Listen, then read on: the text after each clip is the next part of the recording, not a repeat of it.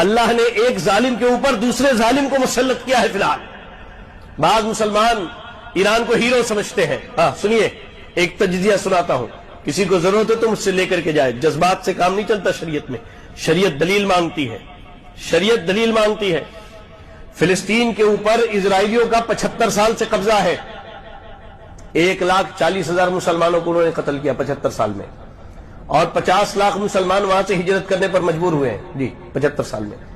ایران نے 15 سال کے اندر, غور سے سنیں, کسی کو ثبوت چاہیے تو آ کے مجھ سے لے کے جائے, 15 سال کے اندر شام میں, عراق میں, لبنان میں, جی بڑے بڑے اسلامی ممالک کے اندر, حیران ہو جائیں گے, 1.5 کروڑ مسلمانوں کو شہید کیا انہوں نے, سنیوں کو, صرف 15 سال کے اندر 1.5 کروڑ مسلمانوں کو شہید کیا. یہی ہے نا الحرج القتل, قتل کی قتل.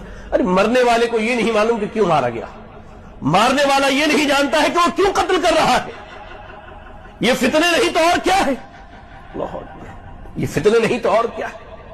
اور سنیے, صرف 1.5 کروڑ مسلمانوں کو قتل نہیں کیا ہے, کروڑوں کی تعداد میں مسلمان ان ممالک سے ہجرت کرنے پر مجبور ہو گئے.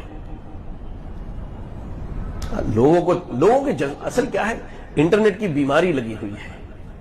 وہ مشہور ایک ہندوستانی رپورٹر کا ایک بڑا مشہور جملہ تھا کہ واٹس ایپ یونیورسٹی کی لوگوں کو عادت لگی ہوئی ہے.